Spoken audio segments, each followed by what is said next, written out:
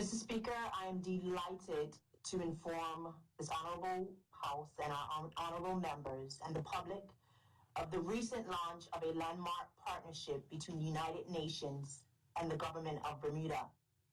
The signing of the partnership agreement took place on Monday, the 27th of June, 2022, and the Minister of Social Development and Seniors signed the agreement on behalf of Bermuda's government and its people.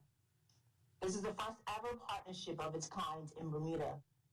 We are now embarking on a new chapter of collaboration between the United Nations and Bermuda that will benefit Bermuda's people directly. Mr. Speaker, this joint UN development program entitled Building Back Equal through Innovative Financing for Gender Equality and Women Empowerment is being implemented in Bermuda with the assistance of the United Nations Women, or UN Women, and the United Nations Development Program, UNDP, and funded by the United Nations Joint Sustainable Development Goal, SDG Fund. This joint program is approximately a $1 million investment across two countries, Bermuda and Bahamas. However, Mr. Speaker, the project is expected to be a catalyst for millions of dollars more in additional investment to support the island's achievements in the targeted areas of sustainable development. Mr. Speaker, many in the community may be aware of the 2030 Agenda for Sustainable Development, which are a set of 17 interconnected goals referred to as Sustainable Development Goals, or SDGs. These goals were adopted by the UN member states in 2015 and underscored a universal call to action to end poverty, protect the planet, and improve the lives and prospects of everyone, everywhere. The United Nations SDG agenda is committed to leave no one behind. Mr. Speaker, this joint program supports Bermuda's economic recovery plan post-COVID-19 by diversifying Bermuda's economy through supporting growth of new opportunities. It focuses on empowering women, youth, and persons with disabilities to engage in key economic sectors such as agricultural, cultural, and creative industries, micro, small, and medium-sized enterprises, and sustainable tourism. It is intended that this joint program will enable Bermuda to achieve the UN Sustainable Development Goals, but in particular, goal number 5, gender equality, goal number 8, decent work and economic growth, and goal number 9, industry, innovation, and infrastructure.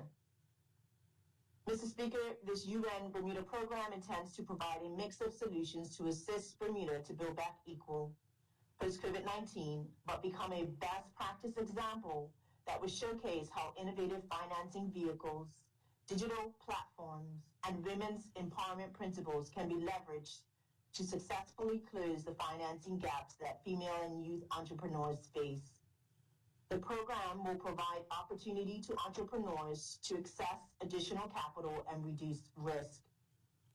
Mr. Speaker, the joint program aligns also with the government's national priorities and its commitment in advancing gender affairs, upholds the government's obligation to the Convention on the Elimination of All Forms of Discrimination, CEDAW, and supports the government's direction on moving beyond the pandemic in the context of rebuilding Bermuda's economic recovery from COVID-19. Mr. Speaker, on June 27, 2022, the program was launched at the Guado Bay Beach Resort. The event was distinguished with cultural touches of Bermuda performances from the youth and women and supported by the presence of the iconic Royal Bermuda Regiment Band and the Gumbays. Amongst those who attended were Her Excellency the Governor, yourself, the Honorable Speaker of the House, Honorable Members Peets, Honorable Member Hayward, First Lady Madam Burt, Junior Minister Simmons, and Senator Hodgson. At the launch, the speakers included the head of the UN delegation, Dr. Gary Conneal, resident coordinator. Recorded remarks were provided by Ms. Lisa Cabell, head of the Secretariat, United Nations Joint SDG Fund. Dr. Conneal was also supported by Ms. Tinee and Furbert, representative for the UN Women's Multi-Country Office Caribbean, Robert Almeida, managing partner of Portland Private Equity, and Mrs. Denise Antonio, UND resident representative for Jamaica, Belize, Bermuda, Cayman Islands, the Bahamas, and the Turks and Caicos Islands, and Bermuda's very own Mackenzie Kiltucket of Girl Empower. The 5 officials of the UN were supported by a contingent of highly skilled specialists. Mr. Speaker, Bermuda became a signatory to the Multi-Country Sustainable Development Corporation framework. This agreement at Cabinet Office with Acting Premier, the Honorable Diallo Rabane, JPMP, present at this event, the multi-country framework allows the UN to engage Bermuda more effectively while leveraging expertise across specific UN agencies, funds, and programs, which is a first in Bermuda's history. Mr. Speaker, on Tuesday, the 28th of June 2022, the UN delegation held stakeholder engagements throughout the day that allowed attendees to learn more about the joint SDG Fund program and its opportunities. Attendees included staff from the government, from our government agencies, and representatives from the arts, banking, business, cultural, educational, environmental, financial, legal, youth, and sports sector, to name a few. The ministry anticipates that over this 2-year period, there will be more opportunities for holding further stakeholder engagement. The ministry remains committed to updating the public on the developments of this program in the future. Mr. Speaker, the next steps will be to conduct an assessment of innovative financing for gender equality and the impact of COVID-19. As you may know, Mr. Speaker, our island's economy has been severely impacted by the COVID-19 pandemic. The GDP was expected to have contracted about 9% in 2020, and sectors such as tourism and hospitality have seen a profound downturn. Mr. Speaker, the unemployment rate, which was estimated at 3.8% in November 2019, had more than doubled to 7.9% by the end of 2020. Youth unemployment rates increased significantly, jumping from 18.8% in 2019 to 31.1% in 2020. Furthermore, Mr. Speaker, women reported considerably higher rates of underemployment, with 3,250 women reporting underemployment compared to 1,727 males.